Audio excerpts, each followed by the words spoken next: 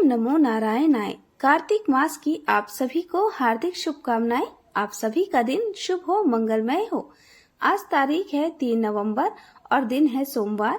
आज की इस वीडियो में आप सुनेंगे कार्तिक मास महात्म्य का 28वां अध्याय और साथ ही आप सुनेंगे भगवान श्री कृष्ण के भक्त की एक सच्ची कहानी कि कैसे भगवान अपने भक्तों को संकट से उभारने के लिए उनके सामने आ जाते हैं। अगर उनके सच्चे भक्तों पर कोई मुश्किल आती है तो उसे मुश्किल घड़ी के आने से पहले ही कैसे वो अपने भक्तों को सूचित कर देते हैं। यह जानने के लिए आज की इस वीडियो को आप लास्ट में जरूर देखिएगा। सबसे पहले तो मैं आप सभी को बता दूं कि अब कार्तिक मास समाप्त होने को है और आने वाले मार्गशीर्ष यानी अगहन के महीने में आप हमारे चैनल पर मार्गशीर्ष मास महात्म्य की कथा भी जरूर सुनिएगा और अब तक जो प्यार दिया है उससे ज्यादा प्यार देने की कोशिश कीजिएगा। तो चलिए शुरुआत करते हैं आज के कार्तिक स्नान की कथाओं की। पहले सुनिए कृष्ण की भक्ति की कहानी। एक बार समुद्र किनारे एक गांव में कृष्णाबाई नाम की एक बूढ़ी महिला रहती थी। वह भगवान कृष्ण की परम भक्त थी। एक झोपड़ी में रहा करती थी। कृष्णाबाई का वास्तविक नाम तो सुखिया था, पर कान्हा जी की भक्ति के कारण गांव के लोगों ने उसका नाम ही कृष्णाबाई रख दिया। गांव में घर घर जाकर झाड़ू पोछा करना, बर्तन साफ करना और खाना बनाना ही उसका काम था। वह दिन भर सांसारिक कार्य करती थी, पर उनका चित्त हमेशा अपने प्रियतम श्री कृष्ण के चरण कमलों में लगा रहता था। कृष्णाबाई की दिनचर्या में एक नियम था कि जो उनकी भक्ति का प्राण था। वह जैसे तैसे समय निकालकर स्वयं अपने हाथों से फूलों की माला गुथती और दोनों समय बड़े प्रेम से वह माला अपने कान्हा जी की सुंदर मूर्ति को पहनाया करती। माला पहनाने के बाद वह घंटों घंटों अपने कान्हा जी से बातें करती थी। वह अकेली ही हंसती, कभी रूठती और कभी रो पड़ती। गांव के लोग इस दृश्य को देखते तो यही सोचते थे कि यह बुढ़िया पागल हो गई है। भला कौन है जिससे यह बातें करती है? कहाँ है इसका कान्हा? इसलिए गांव वाले अक्सर उनका मजाक बनाते। उनके इस अकेलेपन को पागलपन समझकर हंसा करते थे, पर कृष्णाबाई को इन लौकिक बातों की कोई चिंता ही नहीं थी। वह तो अपने प्रेम की दुनिया में मगन थी, जहाँ केवल वह थी और उनके प्राण प्रिय श्री कृष्ण। एक रात जब कृष्णाबाई गहरी नींद में थी, तभी उनके कान्हा ने स्वप्न में उन्हें दर्शन दिए। प्रभु का मुखमंडल तेजोमय था, पर उसमें एक गंभीरता थी। कान्हा जी बोले, अरे पगली कृष्णाबाई, सुन, कल इस समुद्र किनारे बहुत बड़ा भूचाल आने वाला है। महाप्रलय होगी और यह पूरा गांव समुद्र में समा जाएगा। तू तुरंत यह गांव छोड़कर पास के किसी सुरक्षित गांव में चली जा। मालिक का आदेश था। प्रभु का आदेश। कृष्णाबाई की तो जैसे जान में जान आ गई। वह तुरंत उठी और झट से अपना सारा सामान इकट्ठा कर शुरू कर दिया। उनके लिए यह सूचना साधारण नहीं थी, साक्षात परमेश्वर का आदेश था। उन्होंने गांव वालों को भी बताना चाहा। वह दौड़ी और सबसे कहा, भाइयों बहनों, मेरे कान्हा जी आए थे। कह रहे थे कि कल बहुत बड़ी प्रलय आने वाली है। यह गांव छोड़ दो, पास के ही गांव में चले जाओ। पर लोगों ने क्या किया? उन्होंने तो यह देखा था कि यह बुढ़िया अकेली अकेली बातें करती है, तो सोचा कि वृद्ध अवस्था में अब यह पूरी तरह से पागल हो गई है। भला कौन उस पागल बुढ़िया की बात मानने वाला था? जिसने भी सुना वही ठहाके लगाकर उनका मजाक बनाने लगा। लोगों ने कहा, अरे बुढ़िया तू आराम कर, रोज का तेरा कान्हा और रोज की तेरी प्रलय। कृष्णाबाई ने किसी की बात नहीं सुनी। उन्हें किसी की हंसी सुनाई नहीं दी, क्योंकि उन्हें केवल अपने प्यारे कान्हा जी के वचन पर विश्वास था। उन्होंने तुरंत एक बैलगाड़ी मंगवाई, अपने कान्हा जी की प्यारी सी मूर्ति उठाई, जरूरी सामान की गठरी बांधी और गाड़ी में रख दी। गांव के लोग जो अपनी मूर्खता और गर्व में डूबे थे, बड़े ठाट से अपने घरों में बैठे रहे। कुछ लोग तो बुढ़िया का मजाक उड़ाने के लिए घर के बाहर खड़े थे। कृष्णाबाई बैलगाड़ी में बैठकर चल दी। लोगों ने उनके पागलपन पर खूब हंसा और मजाक उड़ाया। तब वह अपने गांव की सीमा पार कर दी तो दूसरे गांव में प्रवेश करने ही वाली थी कि तभी अचानक उन्हें अपनी कान्हा जी की मीठी सी बेचैनी कर देने वाली आवाज सुनाई दी। आवाज आई, अरे पगली, कहाँ चली?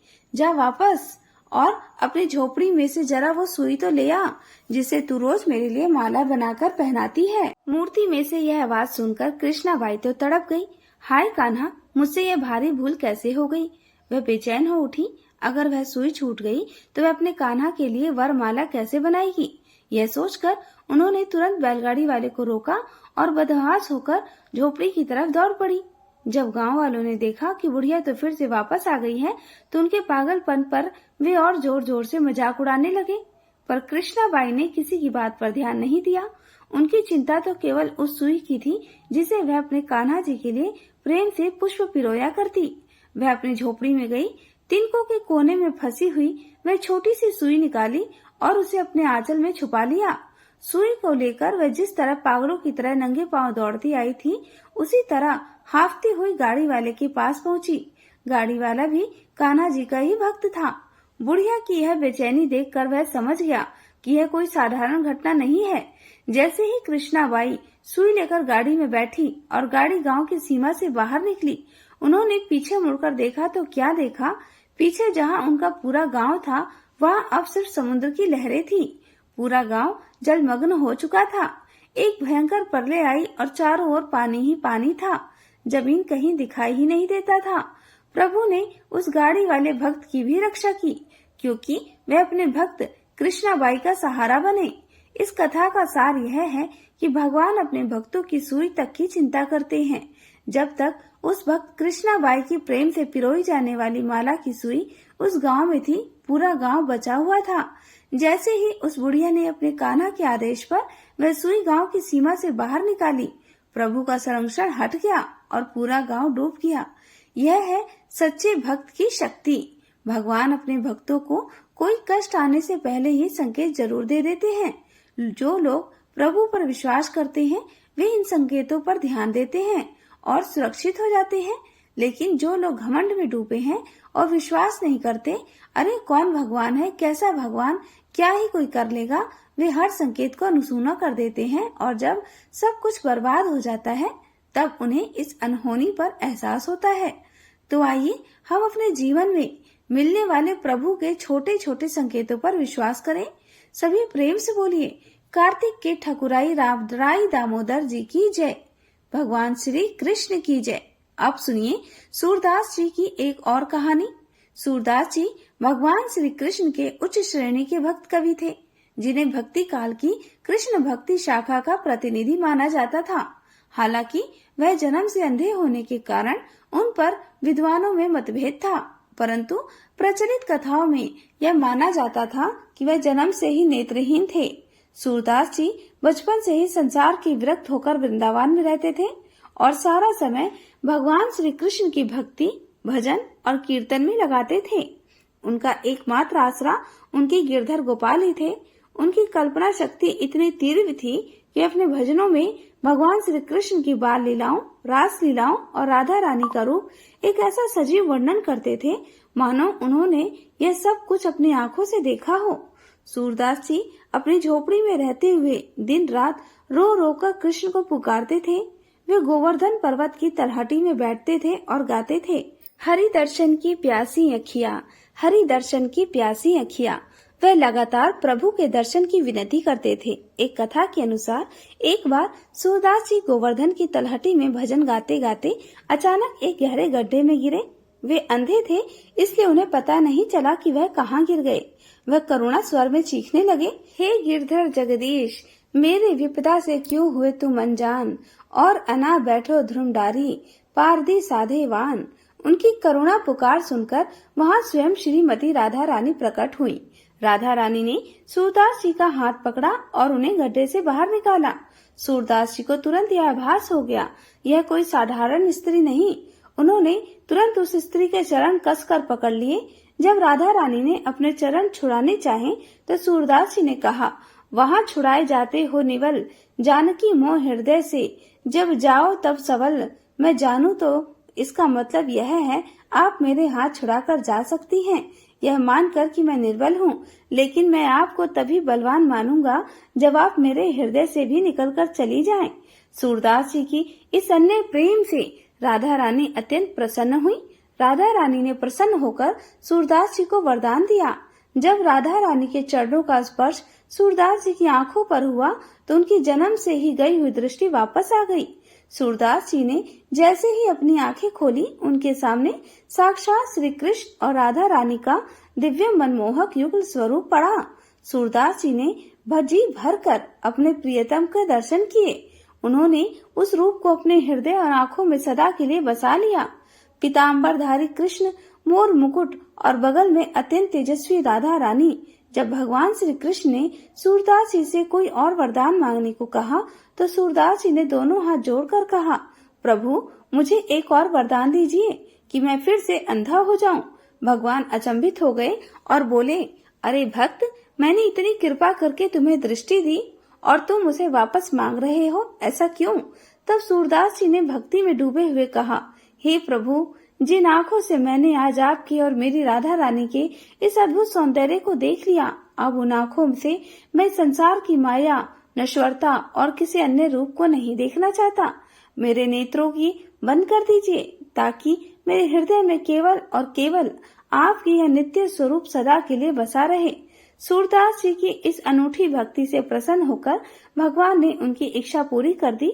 वह फिर से अंधे हो गए, पर अब वह संसार की आंखें से नहीं बल्कि ज्ञान और प्रेम की आंख से अपने इष्ट को दर्शन करते थे और इसी भाव से अपने अमर भजनों की रचना करते थे।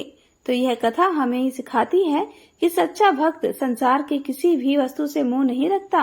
वह केवल और केवल अपने प्रभु के रूप, नाम और प्रेम में लीन रहना चाहता है। अब सुनिए कार्तिक स्नान की कुछ कहानियाँ। अब सुनिए कार्तिक मास की पहली कहानी, पंच भीखू की कहानी। पुणे नहाई पड़वा नहाई, 5 रतन पंच तीरथ पंच भीखम नहाई। 1 टका मेरी गांठ में सुनियो रघुराई, आधे का लाई आंवला आधे की राई। राय दामोदर सांवला जिसने सृष्टि रचाई, राजा के घर उतरी पुत्री बनाई। राजा लाया ब्याह की रानी बन आई। 4 चक्कर 4 मकर 4 दिए की लौ, मैं तुझसे पूछूं श्री कृष्ण जी कब निस्तारा होए। जब आएगा कार्तिक का महीना तब निस्तारा होए। प्रेम से बोलिए कार्तिक के राय दामोदर की जय। अब सुनिए भीष्म पंचक यानी पंच भीखू व्रत कथा। किसी गांव में एक साहूकार रहता था और उसका एक बेटा और बहू भी उसके साथ ही रहते थे। साहूकार की बहू कार्तिक मास में रोज सवेरे उठकर गंगा स्नान करने के लिए जाती। सुबह जल्दी जाते समय वह किसी भी पराये पुरुष का मुंह नहीं देखती थी। यह उसका रोज का नियम था। एक राजा का बेटा भी रोज सवेरे गंगा स्नान करने के लिए जाया करता था। वह हैरान होता कि मैं इतनी जल्दी उठता हूँ स्नान करने के लिए, लेकिन कोई तो है जो मुझसे भी जल्दी उठकर स्नान कर लेता है। कार्तिक माह के 5 दिन बचे थे कि एक दिन साहूकार की बहू स्नान करके वापस जा रही थी और उस समय राजा का वह बेटा स्नान करने के लिए आ रहा था। आवाज सुनकर बहू जल्दी जल्दी जाने लगी, लेकिन जल्दबाजी में उसकी माला मोजड़ी वहीं छूट गई। राजा के बेटे ने उसकी माला मोजड़ी उठा ली और सोचने लगा कि जिस स्त्री की यह माला मोजड़ी इतनी सुंदर है, वह स्त्री खुद कितनी सुंदर होगी। तब उसने पूरे गांव में घोषणा करवा दी कि यह जिसकी माला मोजड़ी है वह 5 रात मेरे पास आएगी। साहूकार के बेटे की बहू ने कहा, मैं 5 रात जाऊंगी, लेकिन किसी को साख भरने बैठा देना। राजा के बेटे ने एक तोते को पिंजड़े में बंद करके गंगा किनारे पर टांग दिया। बहू सुबह के समय आई, पहली पढ़ी पर पैर रखा और बोली, हे कार्तिक के ठकुराई दामोदर, 5 पांडु छठे नारायण, भीखम राजा, उस पापी को नींद आ जाए। राजा के बेटे को सचमुच नींद आ गई। वह नहा धोकर चलने लगी तो तोते से बोली, सुआ सुआ तेरे गल डालूंगी हीरा, मेरी साख भरियो वीरा। सुनकर सुआ यानी तोता बोला कि कोई वीर की साख भरता है क्या? वह फिर बोली, सुआ सुआ सुआ तेरे पग घालूंगी नेवर, साख भरियो मेरे देवर। सुआ ने कहा, ठीक है भाभी, मैं तेरी साख रखूंगा। ये वह कहकर चली गई। राजा का बेटा हड़बड़ा कर उठा और सुआ से पूछा, सुआ सुआ वह आई थी, कैसी थी, बताना तो। सुआ बोला, आभा की सी बिजली, होली की सी झल, केला की सी कामिनी, गुलाब का सा रंग। अगले दिन राजा के बेटे ने सोचा कि आज तो मैं अपनी उंगली में चीरा लगाकर बैठूंगा, इससे मुझे नींद नहीं आएगी। अगले दिन वह राजकुमार अपनी उंगली को चीर कर लेट गया और साहूकार की बहू आई और भगवान से उसी तरह प्रार्थना करने लगी और उसके प्रार्थना करने पर राजकुमार को पहले दिन की तरह फिर से नींद आ गई। अब वह तो स्नान करके फिर से वापस चली गई। जागने पर राजकुमार ने तोते से फिर पूछा, सुआ सुआ वह आई थी क्या? तोते ने फिर से वही बात दोहरा दी। अब राजकुमार बोला कि आज तो मैं रातों में आंखों में मिर्ची डालकर बैठूंगा। रात में वह सचमुच अपनी आंखों में मिर्ची डालकर ही बैठ गया। साहूकार की बहू फिर आई, फिर से प्रार्थना की, जिससे राजकुमार को फिर से नींद आ गई। अब राजकुमार ने तोते से बहू के आने की बात पूछी। उसने फिर से वही बात दोहरा दी। राजकुमार अब फिर से सोचने लगा, आज तो मैं बिना बिस्तर के ही बैठूंगा। रात को बिना बिस्तर के वह बैठ गया। जब बहू कार्तिक स्नान करने आई तो उसने फिर से भगवान से प्रार्थना की। राजकुमार को फिर से नींद आ गई। जब वह स्नान करके जाने लगी तो आंखें बंद करके चली गई। राजकुमार जब उठा तो वह जा चुकी थी। राजकुमार अब तो बड़ी सोच में पड़ गया और सोचने लगा कि आज तो मैं अंगीठी जलाकर बैठूंगा, जिससे मुझे नींद नहीं आएगी। फिर वह रात को अंगीठी रखकर अपने पास में बैठ गया। साहूकार की बहू आई और फिर से भगवान से प्रार्थना करने लगी कि हे प्रभु, आपने 4 रातें तो निकाल दी, अब यह रात आखिरी बची है, इसे भी निकाल दो, मेरी लाज रख लो। भगवान ने उसकी बात रख ली और राजकुमार को 5वीं रात भी नींद आ गई। जब वो स्नान करके जाने लगी तो तोते से बोली, सुआ सुआ इस पापी को कह देना कि 5 रातें पूरी हो चुकी हैं, अब वह मेरी मोतियों की माला मेरे घर भिजवा दे। सुबह राजकुमार की आंख खुली तो उसने तोते से पूछा, सुआ सुआ आज भी वह आई थी क्या? तो तोते ने कहा, हाँ वह आई थी और उसने अपनी माला मंगवाई है, क्योंकि उसकी 5 रातें पूरी हो चुकी हैं।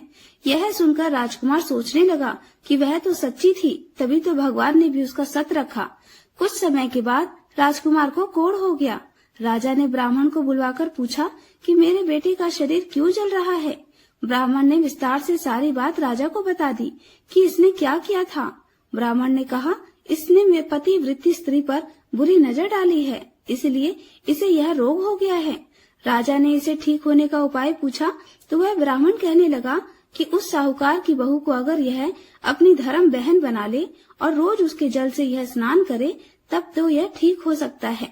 राजकुमार साहूकार की बहू की माला लेकर साहूकार के घर गया और बोला कि यह माला आपकी पुत्र वधू की है, आप इसे ले लीजिए और कृपा कर अपनी बहू के नहाए हुए जल से मेरे बेटे को नहला दीजिए। साहूकार बोला कि मेरी बहू तो किसी पराये पुरुष का मुंह तक नहीं देखती, आप उसे इस नाली पर बिठा दीजिए। जब वह ऊपर नहाएगी तब नीचे इस नाली के पानी से आपका पुत्र स्नान कर लेगा।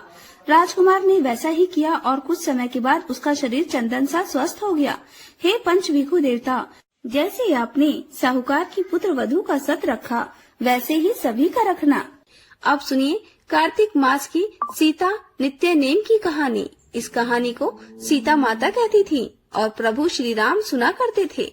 एक दिन श्री राम भगवान को किसी काम के लिए बाहर जाना पड़ा तो सीता माता कहने लगी, भगवान मेरा तो 12 वर्ष का नित्य नेम है, अब आप बाहर जाएंगे तो मैं अपनी कहानी किसे सुनाऊंगी। तब श्री राम ने कहा कि सीते आप कुएं की पाल पर बैठ जाना और वहाँ जो भी औरतें पानी भरने आएंगी उन्हें अपनी कहानी सुना दिया करना। सीता माता कुएं की पाल पर जाकर बैठ गई। तभी एक स्त्री आई, उसने रेशम की जरी की साड़ी पहन रखी थी और सोने का घड़ा ले रखा था। सीता माता उसे देखकर कहने लगी, बहन मेरा 12 वर्ष का नित्यनेम सुन लो। फिर वह स्त्री बोली कि मैं तुम्हारा नित्यनेम सुनूंगी तो मुझे तो घर जाने में देर हो जाएगी और मेरी सास मुझसे झगड़ा करेगी, इसलिए उसने कहानी नहीं सुनी और अपने घर चली गई। लेकिन उसके घर जाते ही उसकी रेशम जरी की साड़ी फट गई, सोने का घड़ा मिट्टी के घड़े में बदल गया। सासू ने देखा तो पूछा, अरे बहू ये किसका दोष अपने सिर लेकर आ गई है। बहू बोली, माँ जी कुएं पर एक औरत बैठी थी, उसने अपनी कहानी सुनने के लिए कहा लेकिन मैंने नहीं सुनी, शायद उसी का यह फल मुझे मिला है। बहू की बात सुनकर अगले दिन वही साड़ी और वही घड़ा लेकर सास कुएं की पाल पर गई। सास को वहीं पर सीता माता बैठी मिली तो माता सीता ने कहा, बहन मेरी कहानी सुन लीजिए। सासू बोली, एक बार छोड़, मैं तो 4 बार कहानी सुन लूंगी। तब सीता माता बोली, राम आए लक्ष्मण आए, देश के पुजारी आए, नित नेम का नेम लाए, आओ राम बैठो राम, तपी रसोई जीमो राम, माखन मिश्री खाओ राम, दूध बताशा पियो राम, सूत के पल का मोठो राम, शाल दुशाला पोठो राम, शाल दुशाला ओढ़ो राम, जब बोलूं राम ही राम।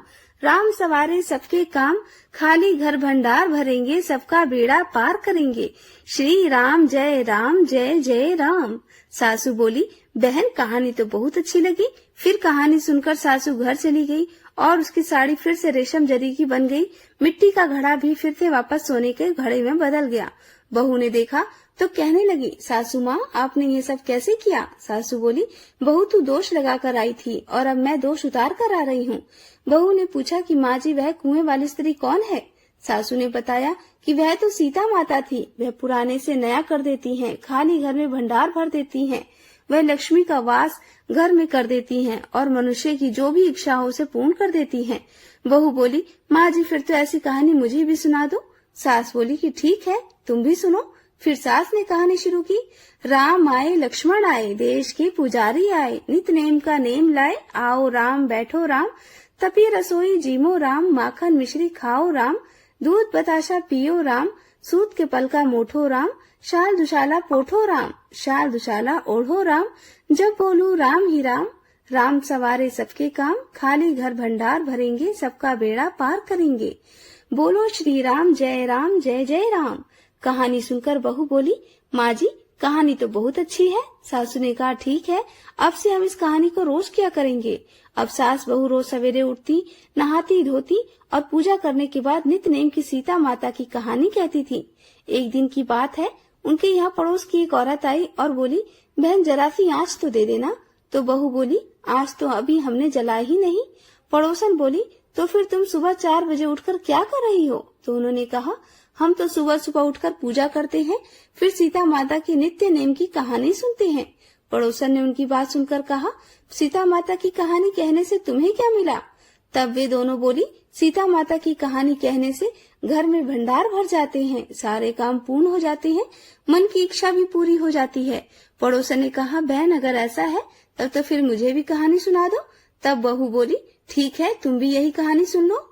राम आए लक्ष्मण आए, देश के पुजारी आए, नित नेम का नेम लाए, आओ राम बैठो राम, तपी रसोई जीमो राम, माखन मिश्री खाओ राम, दूध बताशा पियो राम, सूत के पल का मोठो राम, शाल दुशाला पोठो राम, शाल दुशाला ओढ़ो राम, जब बोलू तब राम ही राम। राम सवारे सबके काम, खाली घर भंडार भरेंगे, सबका बेड़ा पार करेंगे। श्री राम जय जय राम। पड़ोसन ने इस कहानी को सुना तो कहने लगी, बहन कहानी तो बहुत अच्छी लगी। अब वह पड़ोसन भी नित्य नेम सीता माता की कहानी कहने लगी। कहानी कहने से सीता माता ने पड़ोसन के भी धन के भंडार भर दिए। देखते ही देखते अब तो पूरे मोहल्ले में नित्य नेम की कथा चल पड़ी और हर किसी की मनोकामना पूर्ण होने लगी। हे सीता माता, जैसे आपने उन सभी के भंडार भरे वैसे ही हमारे भी भरना। कहानी कहने वाले, सुनने वाले और हुंकार भरने वाले सबकी भरना। सभी प्रेम से बोलिए सीता मैया की जय। अब सुनिए आज का अध्याय। सूत जी मुनियों से बोले कि हे ऋषियों, अब मैं आपको प्रबोधिनी एकादशी का वृतांत कहता हूँ। एक बार नारद जी ने ब्रह्मा जी से इस दिन का महत्व पूछा। तब ब्रह्मा जी ने नारद मुनि को बोले कि हे नारद, लक्ष्मी जी के शयन से उठने के 12 दिनों के बाद भगवान विष्णु कार्तिक के शुक्ल पक्ष की एकादशी को शयन के बाद उठते हैं, इसलिए इसे प्रबोधिनी एकादशी भी कहा गया है।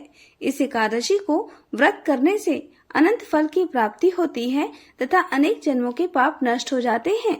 चातुर्मास का जो व्रत होता है वह इसी दिन समाप्त होता है।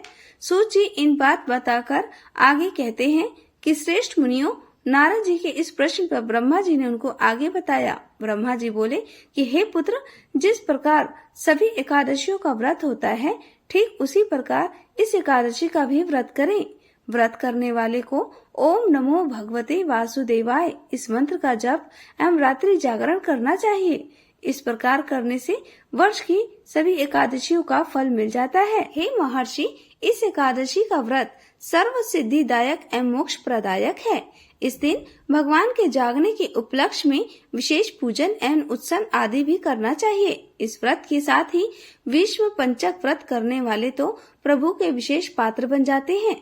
सूत जी आगे कहते हैं कि हे मुनिगणों, कार्तिक शुक्ल द्वादशी को ध्वजारोहण करने से संपूर्ण पाप नष्ट हो जाते हैं। हे मुनीश्वरों, चारों वर्णों में से कोई भी भगवान के मंदिर में झंडी लगाता है वह ब्रह्मा आदि देवताओं के द्वारा सम्मानित होकर विष्णु लोक को जाता है। इस संबंध में आपको मैं एक वरदान सुनाता हूँ जो नारद जी ने राजा पृथु को बताया था, वही आप ध्यान पूर्वक सुनिए। बहुत समय पहले सतयुग में सुमति नाम का एक चंद्रवंशी राजा था। वह राजा भगवान विष्णु का परम भक्त था। उस राजा का शासन सप्तद्वीपों तक फैला हुआ था। हे महाराज पृथु, उस राजा की रानी सत्यवती भी ईश्वर की परम भक्त थी। वह भगवान के समक्ष नृत्य करती और कार्तिक शुक्ल पक्ष की द्वादशी को भगवान के मंदिर में ध्वजा बांधा करती थी। एक दिन विभांडक ऋषि वहां पर आए। राजा और रानी ने उन विभांडक ऋषि का बहुत ही आदर सत्कार किया। उस दिन राजा रानी ने ध्वजारोहण किया, जिसको देखकर ऋषि वर ने उनसे कहा कि हे राजन, भगवान को प्रसन्न करने के और भी अनेक साधन हैं, तब आपके ध्वजारोहण करने में ही इतनी श्रद्धा क्यों है भला? यह सुनकर राजा ने कहा उन ऋषि से कि हे महाराज, इसका एक बड़ा ही अद्भुत इतिहास है, वह मैं आपको सुनाता हूँ। पूर्व जन्म में मेरा नाम मालिनी था। ब्राह्मण कुल में उत्पन्न होकर भी मैं शूद्रों की भांति कार्य किया करता था। द्वेष कुकर्तों के कारण ही मेरे बंधुओं ने मुझे त्याग दिया था। तब मैं वन में जाकर एक टूटे फूटे विष्णु भगवान के मंदिर में रहने लगा। मैं वन में जीव जंतु एवं मृग आदि को खाकर अपनी भूख को शांत किया करता था। एक दिन विंध्याचल पर्वत पर रहने वाली कोकिलिन नामक एक निषाद कन्या, जिसने कि अपने पति को मार दिया था, वह भूख से व्याकुल होकर वहां पर आई और वह मेरे पास ही रहने लगी। तब एक दिन हम दोनों ने एक कपड़े की छड़ी में बांधकर एक झंडी बनाई और मदिरा पीकर सारी रात भगवान की मूर्ति के आगे हम दोनों ने नृत्य किया। हे महामुनि, संयोग वश उस दिन कार्तिक माह के शुक्ल पक्ष की द्वादशी तिथि थी। सारी रात नृत्य करते रहने के कारण प्रातः काल हम दोनों की मृत्यु हो गई। तब यम के दूत आए और हमें प्रताड़ित करते हुए यमराज के पास लेकर गए। ठीक उसी समय विष्णु भगवान के दूत विमान लेकर वहां पर आ गए और यमदूतों को धिक्कारते हुए उनसे बोले कि तुम सिर्फ पापियों को यमपुरी में लेकर जा सकते हो, धर्मात्माओं को नहीं। इस पर यमदूत भी क्रोधित होकर उनसे बोले कि यह दोनों तो महापापी हैं, इन्होंने अपने जीवन में एक भी पुण्य नहीं किया, इसी कारण से हम इनको यमपुरी में लेकर जा रहे हैं। यह सुनकर विष्णु भगवान के दूत बोले कि बड़े खेद का विषय है कि तुम्हें धर्म और अधर्म का जरा भी ज्ञान नहीं है। यह सत्य ही है कि जीवन भर के कुकृत में लीन रहते हैं, किंतु कार्तिक शुक्ल पक्ष की द्वादशी को इन्होंने भगवान के मंदिर में ध्वजारोहण तथा नृत्य गायन किया है, जिससे कि इनके समस्त पाप नष्ट हो गए हैं। इसलिए यह विष्णु लोक में जाने के अधिकारी हैं। हे दूतों, भला ही इन्होंने यह कार्य अनजाने में किया है, किंतु भगवान को प्रिय लगने वाला कार्य इन्होंने किया है। इस प्रकार हे महामुनि, वे हमें विमान में बिठाकर लेकर चले गए और इस प्रकार से अपनी कथा को समाप्त करके राजा सुमति ने आगे मुनिवर से कहा कि हे मुनि, अनजाने में भी किए गए श्रद्धा पूर्वक कार्तिक शुक्ल पक्ष की द्वादशी को किए गए उस ध्वजा आरोहण का कितना फल होगा, उसका तो वर्णन ही नहीं किया जा सकता। यह कथा सुनकर विभाटक ऋषि ने राजा रानी को आशीर्वाद दिया और तप करने के लिए उन्होंने वन की ओर प्रस्थान किया। हरिओम। आज का ये अध्याय यही समाप्त होता है। अब सुनिए कार्तिक मास की अन्य कहानियाँ। कार्तिक मास में सुनी जाने वाली जाट और भाट की कहानी। एक समय की बात है, किसी गांव में एक जाट और एक भाट रहते थे। दोनों अच्छे मित्र थे। एक बार जाट अपनी बहन के घर जाने को तैयार हुआ तो भाट अपनी ससुराल जाने की तैयारी करने लगा। दोनों साथ चल पड़े। रास्ते में रुककर एक कुएं की मुंडेर पर बैठ गए। जाट ने भाट से कहा, नगर बसेरा कर लेते हैं। इस पर भाट बोला, तू कर ले नगर बसेरा, मैं तो अपनी ससुराल जा रहा हूँ, वहाँ खूब खातिरदारी होगी। जाट वहीं कुएं के पास बैठा पानी की घंटी और चावल के दाने लेकर नगर बसेरा करता है। नगर बसेरा जो करे सोमल धोवे पाँव, ताता मांडा तापसी देगी मेरी माँ, माँ देगी मावसी देगी द्वारका का वास, मीठा मीठा ग्रास वृंदावन का पास, 5 कुठी छठी राम मेरा जिबड़ो श्री कृष्ण के पास, डालू पानी हो जाएगी झट से निकल जाए मेरा जी। इस तरह नगर बसेरा करके जाट अपनी बहन के घर की ओर चल पड़ता है। जाट की बहन ने भाई के आने पर खूब खातिरदारी की। घी बूरे के साथ भाई को जमाया। दोनों ने बैठकर ढेर सारी बातें करी। इधर भाट अपने ससुराल पहुंचा तो वहां आग लगी हुई थी। आग बुझाने में उसका हाथ और मुंह भी काले हो गए और खुद भी थोड़ा झुलस गया। न रोटी मिली न पानी, किसी ने पूछा तक नहीं। एक पड़ोसन आई तो उसने भाट की सास को कहा, जवाई आया है, जरा उसकी आओ भगत कर लो। सास बोली, सब कुछ तो जल गया, अब कहाँ से आओ भगत करूं। तब पड़ोसन ने भाट को एक रोटी के साथ छाछ दी। भाट ने वही खाकर गुजारा किया। शाम को वह दोनों अपने अपने घर की ओर वापस चल पड़े। रास्ते में मिले, एक दूसरे का हाल पूछा। भाट बोला, मेरी ससुराल में तो आग लगी हुई थी, आग बुझाने में खुद काला हो गया हूँ, न रोटी मिली न पानी मिला। जाट बोला, मेरी बहन ने तो खूब खातिर करी। फिर बोला, मैंने कहा था ना नगर बसेरा कर लेते हैं, चल अब आजा नगर बसेरा कर ले। लेकिन भाट फिर न माना। कह दिया। भाट के जाने के बाद जाट फिर से पानी का लोटा और चावल लेकर बैठा और नगर बसेरा करने लगा। नगर बसेरा जो करे सोमल धोवे पाँव, ताता मांडा तापसी देगी मेरी माँ। माँ देगी मावसी, देगी द्वारका का वास, मीठा मीठा ग्रास, वृंदावन का वास, 5 कुल्टी छठी रास, मेरा जीवड़ो श्री कृष्ण के पास। डालू पानी हो जाए घी, झट से निकल जाए मेरा जी। ऐसा कहकर वह वहाँ से चल पड़ा। घर पहुँचते ही जाट की मौसी ने बहुत लाड़ प्यार किया। उधर भाट घर गया, उसकी भैंस खो गई। उसका पिता एक लाठी लेकर उसकी ओर दौड़ा और कहने लगा, ससुराल गया तो आग लगा दी, अब यहाँ आया तो भैंस खो दी। जा पहले भैंस लेकर आ, तभी रोटी पानी मिलेगा। भाट सारा दिन भैंस ढूंढता रहा, लेकिन उसे भैंस कहीं नहीं मिली। जाट और भाट की मुलाकात फिर से बाजार में हुई। जाट ने भाट के हालचाल पूछे तो भाट बोला, वापस आते ही मेरी भैंस खो गई, तब से भैंस को ढूंढ रहा हूँ, रोटी का तो पूछो ही मत। जाट बोला, मैंने कहा था ना नगर बसेरा कर लेते हैं, लेकिन तूने मेरी नहीं मानी। जाट की बात सुनकर भाट बोला कि तेरे नगर बसेरे में इतनी ताकत है तो चल अब कर ही लेते हैं। दोनों ने बैठकर नगर बसेरा किया।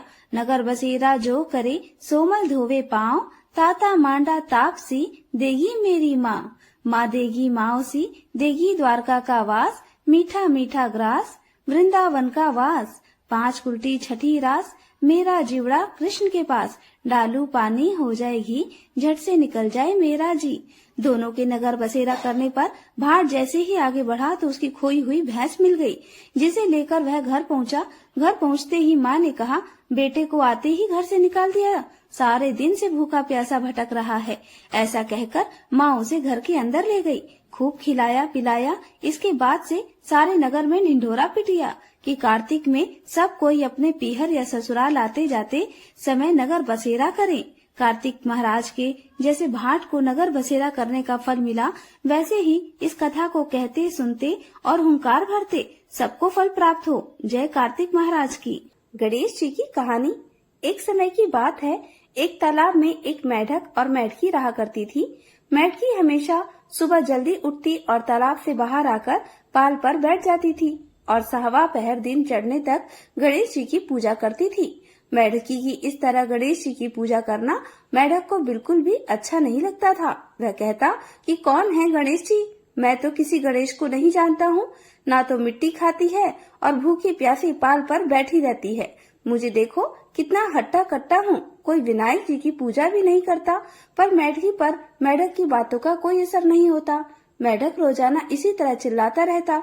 तो यह सुनते सुनते एक दिन गणेश जी भगवान नाराज हो गए और गणेश जी की माया से उसी तालाब पर राजा की एक दासी पानी भरने के लिए आती है और घड़े में जैसे ही पानी भरती है तो मेढक और मेढकी पानी के साथ उस घड़े में चले जाते हैं। तो वह घर ले जाकर उस पानी के घड़े को भट्टी पर चढ़ा देती है और नीचे आग भी जला देती है।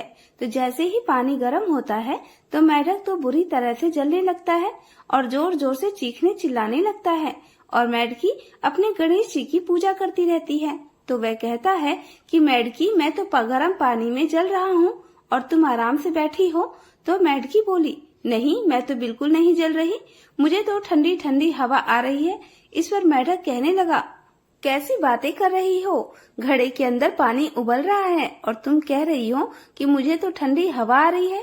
तब मेढकी कहने लगी, मैं तो गणेश जी की पूजा करती हूँ और गणेश जी भगवान मेरी रक्षा भी करते हैं। यह सुनकर मेढक बोला कि आज तो तू तेरे गणेश जी का ध्यान कर, हम इस मुसीबत से छूट जाएं, हमारी जान बच जाए। फिर आज के बाद मैं भी तुम्हारे साथ रोजाना 1.25 पहर दिन चढ़ने तक गणेश जी की पूजा करूँगा और तब तक कुछ नहीं खाऊंगा। पूजा करने के बाद ही गार मिट्टी खाया करूँगा। मेढक के कहने पर मेढकी ने मन ही मन गणेश जी का स्मरण किया तो गणेश जी की माया से वहाँ 2 सांड लड़ते हुए आए और उस मटके से टकरा गए। अब मटका फूट गया और मेढक मेढकी बाहर निकलकर तालाब में पहुँच गए। अब मेढक को गणेश जी की माया समझ में आ गई। अब वह भी रोजाना मेढकी के साथ 1.25 पहर दिन चढ़ने तक तालाब की पाल पर बैठकर गणेश जी भगवान की पूजा और अर्चना किया करता था। हे गणेश जी महाराज, जैसे आपने मेढक मेढकी की रक्षा की, वैसे ही सभी भक्तों की और उनके परिवार की रक्षा करना, सुख समृद्धि प्रदान करना, उनका सुख सौभाग्य बनाए रखना। बोलिए गणेश जी महाराज की जय।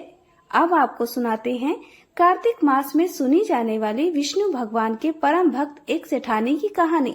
एक समय की बात है, एक नगर में एक सेठ और सेठानी रहा करते थे। उनकी कोई संतान नहीं थी। सेठानी रोजाना भगवान श्री हरि विष्णु जी की पूजा करती थी। सेठ जी को उसका पूजा करना बिल्कुल भी अच्छा नहीं लगता था। वह संतान न होने की वजह से बहुत ही दुखी रहा करती थी। सेठ जी ने कई बार सेठानी को पूजा करने से मना किया, पर सेठानी पर सेठ जी की बातों का कोई असर नहीं होता। एक दिन दोनों में किसी बात को लेकर कहासुनी हो गई और बात बढ़ते बढ़ते इतनी बढ़ गई कि सेठ जी ने सेठानी जी को घर से निकाल दिया। सेठानी घर से निकलकर जंगल की ओर चल पड़ी। चलते चलते शाम हो गई। फिर सेठानी ने देखा कि एक खदान पर 4 आदमी मिट्टी खोद रहे हैं, तो उसने वहां जाकर कहा कि भैया मुझे नौकरी पर रख लो। तो उन्होंने सेठानी को काम पर रख लिया और कहा कि तुम इस मिट्टी को खोद दो। तो सेठानी मिट्टी खोदने लगी। थोड़ी देर मिट्टी खोदी कि उसके हाथों में छाले पड़ गए। फिर उसके हाथों की हालत देखकर वे आदमी कहने लगे कि बहन, लगता है तुम किसी अच्छे घर की महिला हो, तुम्हें काम करने की आदत नहीं है। यह काम तुम रहने दो और हमारे घर का काम कर दिया करो। तो वह चारों आदमी उसे अपने साथ घर ले आए। वह 4 मुट्ठी अनाज लाते, सारे मिल बांट कर खा लेते। तो एक दिन सेठानी ने कहा कि ऐसा करना, कल से तुम 8 मुट्ठी अनाज लाना। तो अगले दिन वह 8 मुट्ठी अनाज लाए और सेठानी पड़ोस से आग मांग कर लाई और फिर अच्छा सा भोजन तैयार किया। भोजन तैयार करके सबसे पहले विष्णु भगवान को भोग लगाया और फिर अपने भाइयों को स्वादिष्ट भोजन परोसा। भोजन करके सभी भाइयों ने कहा कि आज तो भोजन बहुत ही स्वादिष्ट बना है। तो सेठानी ने कहा कि भगवान का झूठा हमेशा ही स्वादिष्ट होता है। इस तरह सेठानी उनके घर पर रहने लगी तो उनके घर में अन्न धन का वास हो गया और उनकी आमदनी में भी बरकत होने लगी। धीरे धीरे उसके भाइयों ने सुख सुविधा का सारा सामान खरीद लिया। फिर सभी के सभी हंसी खुशी रहने लगे। लेकिन सेठानी ने विष्णु जी को भोग लगाना नहीं छोड़ा। उधर सेठ जी सेठानी के जाने के बाद बड़ा ही दुखी रहने लगे, क्योंकि उनके घर से जाते ही उनका सारा अन्न धन नष्ट हो गया। अब हालत ऐसी हो गई कि उसे एक समय का भोजन भी नसीब नहीं होता था। उसकी दुखी अवस्था को देखकर उसके पड़ोसी कहते कि यह तो सेठानी के भाग से ही खाता था, उसे तो इसने निकाल दिया, अब तो इसे भूखा ही मरना पड़ेगा।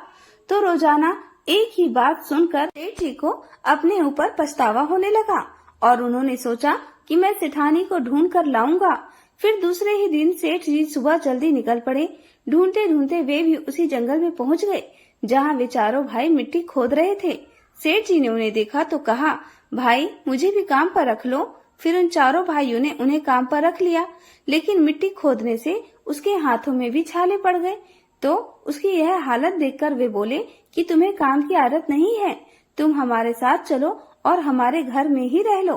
तो यह सुनकर सेठ जी उन चारों भाइयों के साथ उनके घर चले गए। घर पहुंचते ही सेठानी तो घूंघट में थी, तो उसने सेठ जी को देखा और पहचान लिया, पर सेठ जी ने सेठानी को नहीं पहचाना। अब सेठानी तो भोजन तैयार कर रही थी। हमेशा की तरह भोजन तैयार किया, फिर भगवान विष्णु जी को भोग लगाया। उसके बाद चारों भाई कहने लगे, बहन आज 5 थालियों में भोजन परोस दो।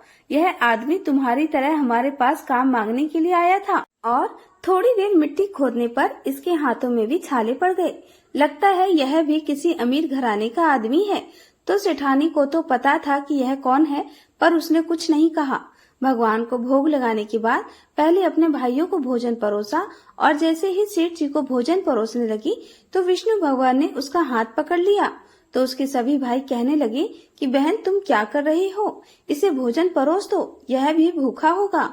तो उसकी बहन कहने लगी कि भैया मैं कुछ नहीं कर रही, मेरा हाथ तो विष्णु भगवान ने पकड़ लिया है।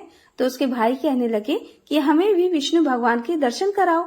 तो उसने भगवान से प्रार्थना की कि हे भगवान, आज आप प्रकट होकर हमें दर्शन दो। आज मेरी परीक्षा है, अगर आज भी आपने मुझे दर्शन नहीं दिए तो मेरी बात को कौन मानेगा। तब सेठानी के दीन वचन सुनकर भगवान श्री हरि विष्णु वहाँ प्रकट हो गए और सेठ जी से कहने लगे कि तुम्हारी पत्नी सच्ची विष्णु भक्त है, यह हमेशा मेरी पूजा करती है और आपने इसकी पूजा को ढोंग बताकर इसे घर से निकालकर अच्छा नहीं किया। इसी की वजह से आज तुम दर दर की ठोकरें खाते फिर रहे हो। तो यह बात सुनकर उसके चारों भाई और सेठ सेठानी का मुंह ताकने लगे। तब विष्णु भगवान ने कहा कि मैं सेठानी की श्रद्धा भक्ति से बहुत प्रसन्न हूँ और मैं यह आशीर्वाद देता हूँ कि जहाँ भी यह सेठानी रहेगी वहाँ हमेशा अन्न धन के भंडार भरे रहेंगे। साथ ही इसे मैं पुत्र प्राप्ति का वरदान भी देता हूँ। यह कहकर भगवान श्री हरि विष्णु अंतर्ध्यान हो गए। तब सेठ जी को इस बात का पता चला कि घूंघट में और कोई नहीं उसकी पत्नी है। तब उनकी खुशी का कोई ठिकाना नहीं रहा। उन्होंने हाथ जोड़कर सेठानी से माफी मांगी और साथ चलने को कहा। उसके भाई कहने लगे कि हम चारों भाइयों की लाडली बहन है, हम इसे गाजे बाजे के साथ विदा करेंगे। तब उसके भाइयों ने अपनी बहन को बहुत सारा धन देकर विदा किया और विष्णु जी की कृपा से 10वें महीने सेठानी ने बहुत ही सुंदर पुत्र को जन्म दिया। तब विष्णु भगवान के चमत्कार को देखकर सेठ जी भी सेठानी के साथ भगवान श्री हरि विष्णु जी की पूजा करने लगे और फिर अपने जीवन के समस्त सुखों का भोग करते हुए अंत में वैकुंठ धाम को चले गए। हे विष्णु भगवान, जैसा आपने सेठानी को अन्न धन और मान सम्मान पुत्र दिया वैसा सबको देना। जो भी आपकी इस कहानी को सुने सुनाए या हुंकारा भरे उसकी सभी मनोकामनाएं पूर्ण करना। बोलिए विष्णु भगवान की जय। कार्तिक मास की बूढ़ी माई और श्री कृष्ण के कंधे की कहानी। कार्तिक मास में सभी औरतें तुलसी जी को जल से सींचने जाया करती थीं। एक बूढ़ी माई भी थी जो कार्तिक मास में नियम से तुलसी जी को सींचा करती और जब भी वह सींचने जाती तो तुलसी माता से हाथ जोड़कर कहती, हे तुलसी माता, सत्य की दाता, मैं तेरा बिरवा सींचती हूँ, मुझे बहू दे, पीले रंग की धोती दे, मीठा ग्रास दे, बैकुंठ में वास दे, अच्छी मौत दे, चंदन का काठ दे, अच्छा राज दे, खाने को दाल भात दे और ग्रास के दिन श्री कृष्ण का कांधा दे। बूढ़ी माई की यह बातें सुनकर तुलसी माता सूखने लगी। तुलसी माता को यूं सूखते देखकर भगवान श्री कृष्ण ने पूछा, हे तुलसी, तुम दिन प्रतिदिन सूखती क्यों जा रही हो? तब तुलसी माता ने कहा, बस मेरे मन की मत पूछो प्रभु। भगवान कहने लगे, मैं नहीं पूछूंगा तो फिर कौन पूछेगा? अब तुलसी माता कहने लगी, हे प्रभु, एक बूढ़ी माई आती है और अपनी बात कहकर चली जाती है। मैं उनकी सारी बातें तो पूरी कर दूंगी, लेकिन कृष्ण का कंधा कहाँ से ले आऊंगी? तब भगवान बोले कि जब वह मरेगी तो अपने आप ही मैं कंधा देने आ जाऊंगा। तुम बूढ़ी माई से यह बात कह देना। इसके कुछ दिनों के बाद वह बूढ़ी माई मर गई। बूढ़ी माई के मरने पर सारा गांव इकट्ठा हो गया और उसका अंतिम संस्कार समय आने पर जब गांव के लोग उन्हें उठाने लगे तो वह बहुत भारी हो गई और किसी के भी उठाए ना उठी। तब सभी बोले, ये तो बहुत संस्कारी थी, बहुत पूजा पाठ करती थी और कोई पाप भी नहीं किया, फिर ये इतनी भारी कैसे हो गई? तभी बूढ़े ब्राह्मण के वेश में भगवान वहाँ आए और कहने लगे कि यह भीड़ कैसी है? तब गांव के लोग बताने लगे कि एक बूढ़ी माई रहती थी, वही मर गई है और यह इतनी पापिन थी कि उसकी अर्थी नहीं उठ रही, यह बहुत भारी हो गई है। वैसे तो अपने जीवन में इसने बहुत पूजा पाठ की। तब भगवान बोले कि मुझे इसके कान में कुछ कह लेने दो, फिर यह उठ जाएगी। ऐसा कहकर भगवान ब्राह्मण के वेश में बूढ़ी माई के पास गए और उसे कान में कहा कि माई, तू अपने मन की कर ले, पीताम्बर की धोती ले, मीठा मीठा ग्रास ले, वैकुंठ में वास ले, चटके की चाल ले, चंदन का काठ ले, झालर की झनकार ले, दाल भात का जीवन ले और कृष्ण का कांधा भी ले। भगवान की यह बात सुनकर बूढ़ी माई तो तुरंत हल्की हो गई और तब भगवान स्वयं उन्हें अपने कंधे पर लेकर गए। इस प्रकार बूढ़ी माई को मुक्ति मिल गई और वह वैकुंठ लोक चली गई। हे तुलसी माता, जैसे आपने उन बूढ़ी माई की मुक्ति की, वैसे ही हम सबकी करना। जैसे भगवान ने उन्हें कंधा दिया, वैसे हमें भी देना। सभी प्रेम से बोलिए, तुलसी माता की जय, श्री कृष्ण भगवान की जय। अब सुनिए तपसी और लपसी की कहानी। क्योंकि बिना लपसी तपसी की कहानी के सुनी गई कथाओं का कोई भी पुण्य प्राप्त नहीं होता, इसलिए कार्तिक मास के हर दिन नियम से अंत में लपसी तपसी की कहानी भी सुनी जाती है। एक बार की बात है, एक लपसी था और एक तपसी था। तपसी तो भगवान की तपस्या करता था और लपसी सवा शेर की लापसी बनाकर उसका भोग लगाकर जीव लेता था। एक दिन वे दोनों आपस में झगड़ा करने लगे। तपसी बोला, मैं बड़ा हूँ। लपसी बोला, मैं बड़ा हूँ। इतने में देवर्षि नारद वहाँ आए और बोले, तुम दोनों क्यों झगड़ा कर रहे हो? लपसी ने बताया कि हे देवर्षि, मैं बड़ा हूँ। और तपसी ने कहा, मैं बड़ा हूँ। तपसी बोला, मैं सारा दिन भगवान की पूजा करता हूँ, इसलिए मैं बड़ा हूँ। यह सुनकर नारद जी ने कहा कि मैं तुम्हारा फैसला कल कर दूंगा। कार्तिक मास चल रहा था। दूसरे दिन लपसी और तपसी नहा कर आए तो नारद जी ने 1.25 करोड़ की अंगूठी उनके सामने फेंक दी। लपसी का ध्यान उस अंगूठी पर नहीं गया। तपसी तपस्या करने बैठा था तो उसे जमीन पर पड़ी हुई अंगूठी दिखाई पड़ी और उसने उसे अपने घुटने के नीचे छुपा लिया और तपस्या करने लगा। उधर लपसी लापसी बनाकर उसका भोग भगवान को लगाकर जीवने बैठ गया। इतने में ही देवर्षि नारद वहाँ प्रकट हुए। उन्हें देखकर दोनों ने प्रणाम किया और फिर दोनों एक साथ पूछा, बताइए देवर्षि, हम दोनों में से कौन बड़ा है? फिर तपसी ने एक बार फिर कहा कि मैं बड़ा हूँ। लपसी हाथ जोड़कर खड़ा रहा। तब देवर्षि ने कहा कि मैं अभी इस बात का निर्णय कर देता हूँ। देवर्षि ने तपसी को इशारा किया और कहा कि तुम जरा अपना घुटना तो उठाओ। तब तपसी के घुटने के नीचे 1.25 करोड़ की अंगूठी निकली, जिसे देखकर नारद जी बोले, यह अंगूठी तूने चुराई है, तुझे तेरी तपस्या का फल नहीं मिलेगा। तब तपसी बोला, हे नारद जी, मेरी तपस्या का दोष कैसे दूर होगा? नारद जी ने कहा, रोटी बनाकर बाटियां नहीं बनाया तो तुझे फल मिलेगा, ब्राह्मण जमाकर दक्षिणा नहीं दी तो तुझे फल मिलेगा, साड़ी देकर ब्लाउज नहीं दिया तो तुझे फल मिलेगा, और जो दिए से दिया जलाए उसका फल तुझे मिलेगा। सब व्रत त्योहारों की कहानी सुनने के बाद जो तेरी कहानी ना सुने उसका फल तुझे मिलेगा। तब से लपसी की तपसी कहानी सुनी और सुनाई जाती है। कहानी सुनने के बाद कहा जाता है, लपसी का फल लपसी ना होयो, तपसी का फल तपसी ना होयो, माँ की कहानी कथा का फल माने को हो। यह थी लपसी और तपसी की कहानी। सभी प्रेम से बोलिए, कार्तिक के ठकुराई दामोदर जी की जय। अब सुनिए श्री तुलसी स्तोत्र। सनातन धर्म में तुलसी को अत्यंत पूजनीय माना जाता है। जिस घर के आंगन में तुलसी होती है वहाँ कभी कोई कष्ट नहीं आता और माँ तुलसी के नाम के उच्चारण मात्र से ही भगवान विष्णु प्रसन्न हो जाते हैं। तुलसी जी में जल चढ़ाने से घर में सुख समृद्धि आती है तथा हर प्रकार के रोग शोक आदि व्याधि से मुक्ति मिल जाती है। तुलसी जी की पूजा करते समय श्री तुलसी स्तोत्र का पाठ जरूर करना चाहिए। ऐसा करने से माता तुलसी जल्दी प्रसन्न होती हैं और माता तुलसी जी की पूजा का भक्तों को 2 गुना फल मिलता है। तो प्रिय श्रोताओं, अब आपको पुंडरीकृत तुलसी स्तोत्र का हिंदी अनुवाद सुना रहे हैं। आप सब भी अपने मन में श्रद्धा रखकर तुलसी स्तोत्र का हिंदी अनुवाद सुनिए। देवी तुलसी माँ को मेरा प्रणाम है, मैं आपको नमन करता हूँ। हे विश्व की पालक, आप श्री हरि की परम प्रिय हैं। हे देवी, आपकी शक्ति के कारण ब्रह्मा से लेकर सभी देवता इस संपूर्ण संसार को बनाए रखने और उसका अंत करने में सक्षम हैं। इसका अर्थ है कि आपके कारण ही ब्रह्मा जी के साथ अन्य देवतागण सृष्टि के निर्माण, उसके पालन पोषण और विनाश में लगे हुए हैं। देवी तुलसी जी, आपको मेरा प्रणाम है जो जीवन में कल्याण लाती हैं। उन देवी तुलसी को नमस्कार है जो विष्णु जी की प्रिय हैं और जो शुभ है, मुक्ति प्रदान करने वाली हैं, समृद्धि प्रदान करने वाली हैं। देवी तुलसी को नमस्कार है। देवी तुलसी को नमस्कार है। हे देवी, कृपया मुझे सभी प्रकार के दुर्भाग्य और विपत्तियों से बचाए रखना।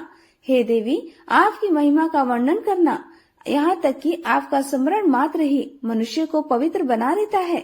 देवी तुलसी जी को प्रणाम है। मैं देवी तुलसी को पूरी श्रद्धा के साथ प्रणाम करता हूँ, जो देवियों में सबसे प्रमुख है और जिनका तेजोमय रूप है, जिसे देखकर इस नश्वर संसार के सभी पापी अपने पापों से मुक्त हो जाते हैं। देवी तुलसी को मेरा प्रणाम है। इस पूरे विश्व को देवी तुलसी जी ने संरक्षित किया है, जिसमें गतिमान और अचल दोनों प्राणी शामिल हैं। देवी पापी व्यक्ति के सभी पापों को नष्ट कर देती है।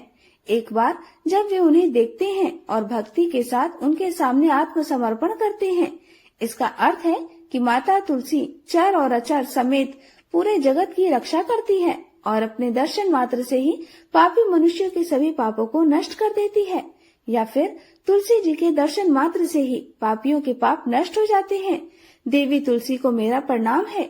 जो भी श्रद्धा के साथ देवी तुलसी के सामने हाथ जोड़कर प्रणाम करते हैं, वे इस कलयुग के बंधनों को पार कर जाते हैं और सभी प्रकार के सुख और प्रसन्नता को प्राप्त करते हैं।